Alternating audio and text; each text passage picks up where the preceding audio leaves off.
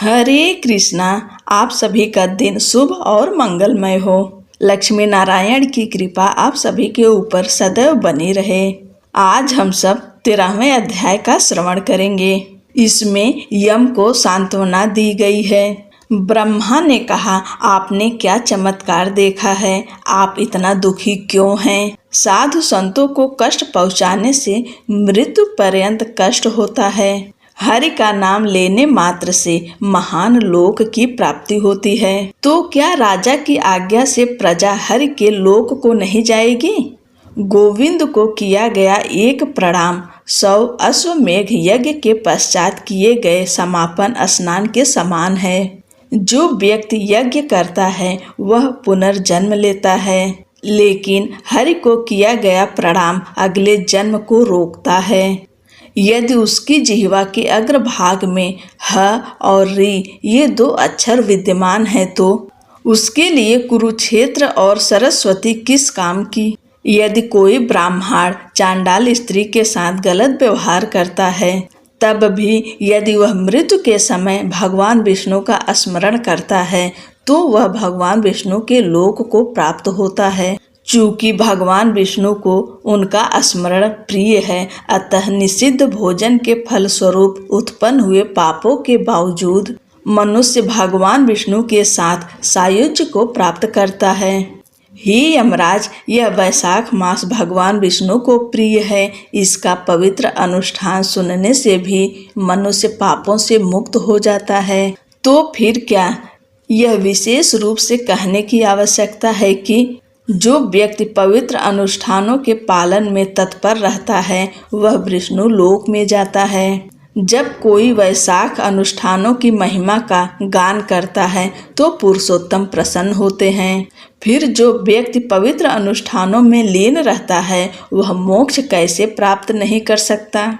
जगत के स्वामी पुरुषोत्तम भगवान हमारे पूर्वज हैं। यह राजा वैशाख मास में ये पवित्र अनुष्ठान करता है जो उसे भगवान को पसंद है, इसलिए विष्णु उससे प्रसन्न होते हैं। वे हमेशा उसके साथ खड़े रहते हैं और उसकी सहायता करते हैं। हे यम, आप उसे दंड देने या शिक्षा देने के योग्य नहीं हैं। वासुदेव के भक्तों के लिए कुछ भी अशुभ नहीं है। उन्हें जन्म, मृत्यु, बुढ़ापे और बीमारी से डरने की आवश्यकता नहीं है। कर्मचारी को अपने स्वामी के कार्य में अपनी क्षमता के अनुसार तत्परता से लग जाना चाहिए। उसे उतने में ही संतुष्ट हो जाना चाहिए, इससे वह नरक में नहीं पड़ता। जब कोई काम उसकी क्षमता से बाहर हो जाए तो उसे अपने स्वामी को बता देना चाहिए। इससे सेवक ऋणग्रस्तता से मुक्त हो जाता है और सुख प्राप्त करता है। एक बार उसने नियोक्ता को सूचित कर दिया तो वह ऋणग्रस्तता और पाप से मुक्त हो जाता है। यदि अपने कर्तव्य के संबंध में प्रयास किया जाता है तो देहधारी अर्थात कर्मचारी को कोई अपराध नहीं होता। इसलिए जब कोई काम असंभव हो जाए तो तुम्हें विलाप करना उचित नहीं है। ब्रह्मा जी के ऐसा कहने पर यमराज और भी अधिक दुखी हो गया। उनकी आंखें आंसुओं से भीगी हुई थी तथा वे अपनी दयनीय स्थिति को व्यक्त करते हुए ये शब्द कहने लगे। हे प्रियतम, मैंने जो कुछ भी प्राप्त किया है वह सब आपके चरणों की पूजा से प्राप्त हुआ है। हे कमलवत प्रभु, जब तक यह अत्यधिक शक्तिशाली राजा इस पृथ्वी पर शासन करता रहेगा, मैं फिर से अपने कर्तव्य पर नहीं जाऊंगा। हे प्रभु, मैं उस राजा को उसके पवित्र अनुष्ठानों से मुक्त करवाकर उसके बाद ही उस पुत्र की तरह संतुष्ट हो जाऊंगा जिसने गया में अपने पूर्वजों को चावल के गोले अर्पित किए हैं। हे दयालु, मुझे यह प्राप्त करने में सक्षम बनाइए और मेरा कार्य बिना चूके पूरा करिए। उसके बाद मैं एक बार फिर बीमारियों से मुक्त हो जाऊंगा और आपके आदेश का पालन करूंगा। यमराज की बात सुनकर ब्रह्मा जी पुनः चिंतित हो गए। उन्हें अनेक प्रकार से सांत्वना देते हुए ब्रह्मा जी ने पुनः कहा, जो राजा भगवान विष्णु के पवित्र अनुष्ठानों में लीन है उसे आप रोक नहीं सकते। यदि आप क्रोधवश उसे चमका देना चाहते हैं, प्रतीक्षा करें, तो हम पहले हर के पास जाकर उन्हें सारी बात बता देंगे। उसके बाद वे जो कहेंगे हम वैसा ही करेंगे। वे ही संसार के निर्माता हैं, वे ही धर्म के रक्षक हैं, वे ही हमारे मार्गदर्शक, दंडक, निर्माता और नियंत्रक हैं। हे धर्म, जब वह कुछ कह चुका है तो आगे कुछ कहने को नहीं है, किसी तर्क की गुंजाइश नहीं है, हमें आगे विवाद करना उचित नहीं है। पृथ्वी पर भी राजा के निर्णायक आदेश के बाद हम किसी को बहस करते हुए नहीं देखते।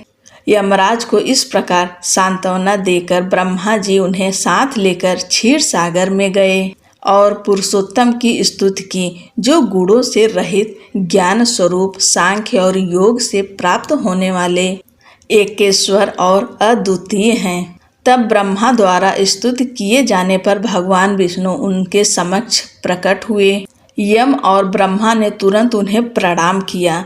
मेघ की गड़गड़ाहट के समान राजसी शब्दों और स्वर में महाविष्णु ने उनसे कहा, तुम दोनों यहाँ किस लिए आए हो? क्या राक्षसों के कारण कोई दुख हुआ है? यम का चेहरा पीला और फीका क्यों है? वह अपना सिर क्यों झुकाए हुए है? हे ब्रह्मा, इसका कारण बताओ। ऐसा कहे जाने पर कमलवत भगवान ने कहा, जब राजा, जो आपके सेवकों में सबसे श्रेष्ठ है, राज्य का प्रशासन करने में व्यस्त रहता है, तो वैशाख के पवित्र अनुष्ठानों में समर्पित पुरुष अपरिवर्तनीय महान क्षेत्र को प्राप्त करते हैं। इसलिए यम का शहर खाली हो गया है, इसलिए यम बहुत दुखी है। उन्होंने राजा के साथ युद्ध किया, उसे मारने के लिए उन्होंने अपना डंडा उठाया, लेकिन वह आपके चक्र से हार गया, इसलिए वह मेरे पास आया। हम आपके महान भक्तों को दंड देने में समर्थ नहीं हैं, इसलिए हम आपकी शरण में आए हैं। हे महान प्रभु, उस राजा को दंडित करें और अपने प्रियतम यमराज की रक्षा करें। ऐसा कहने पर भगवान ने हंसकर ब्रह्मा और यम से कहा, मैं लक्ष्मी, प्राण और शरीर, श्रीवत्स, कौस्तुभ, वैजंती नामक माला, श्वेत दीप, बैकुंठ, क्षीर सागर, शेष और गरुड़ को त्याग सकता हूँ, परंतु अपने भक्त को त्यागने में मेरी कोई रुचि नहीं है।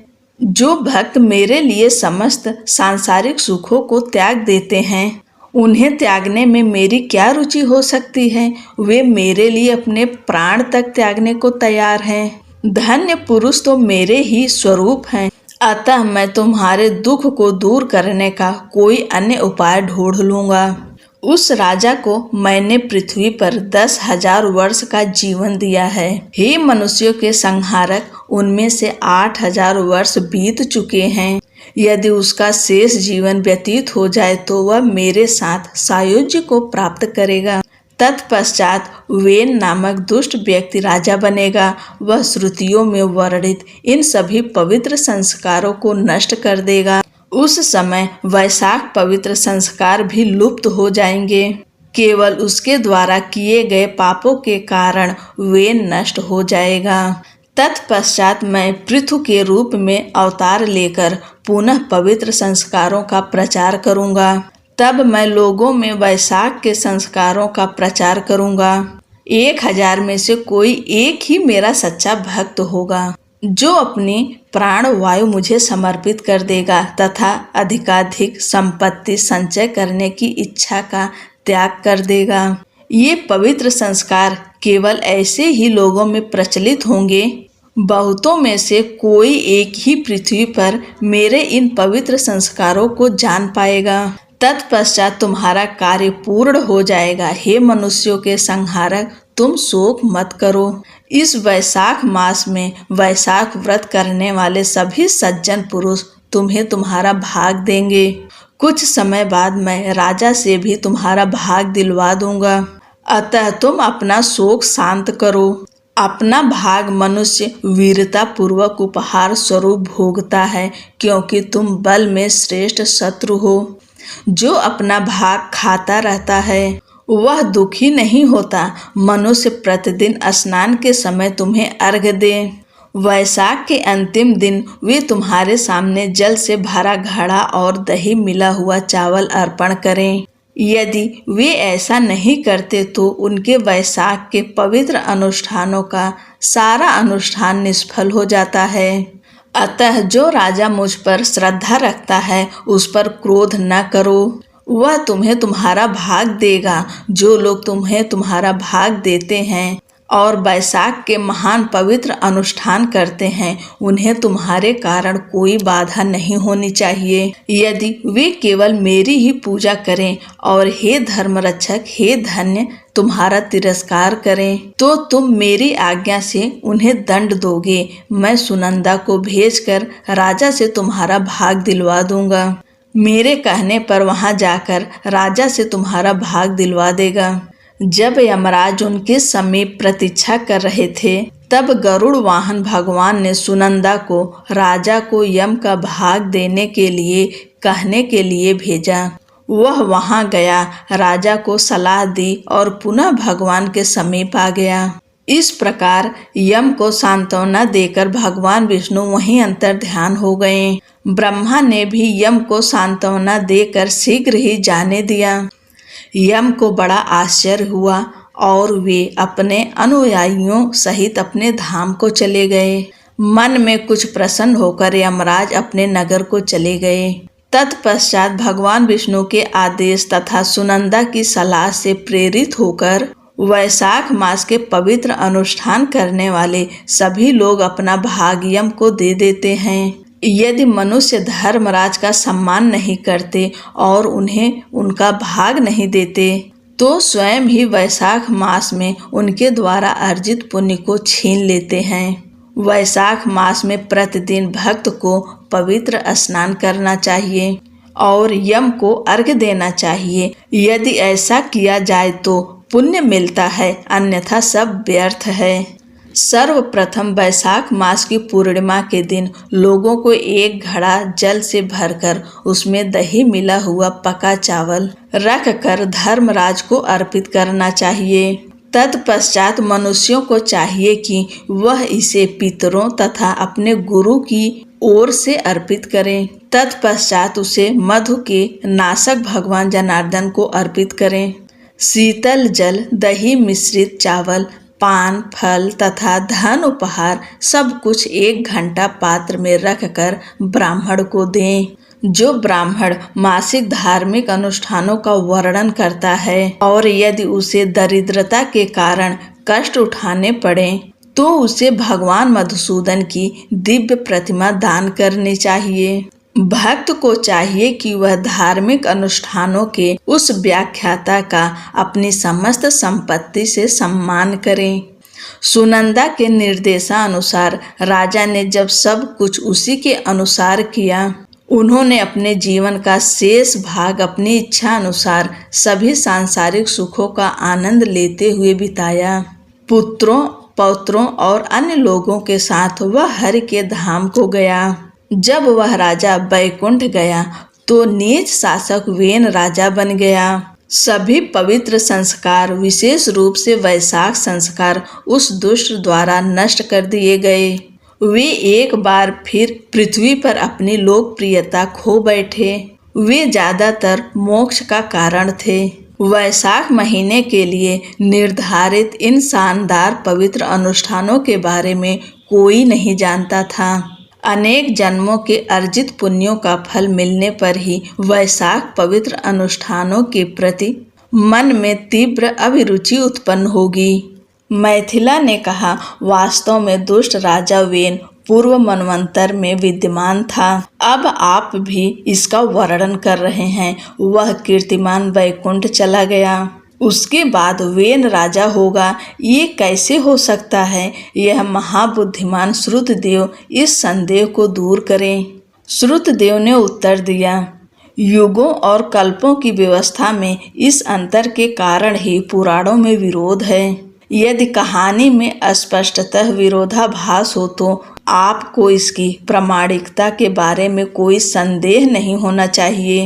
हे राजन, जब प्रतिदिन कल्प बीत जाता है तब यह कथा अस्थायी और महान है। इसे मार्कंडेय जी ने मुझसे कहा था और हे राजन, इसे आपसे भी कहा गया है। इसलिए वैशाख संस्कार प्रचलित नहीं होने चाहिए। बहुतों में से कोई एक ही इसे जानता होगा। वह सांसारिक सुखों से अनासक्त होगा, वह भगवान विष्णु को समर्पित होगा। दोस्तों, आज की कथा यहीं पर समाप्त होती है। अगले की कथा अगले की वीडियो में हम सुनाएंगे। तब तक के लिए जय श्री कृष्णा, राधे राधे।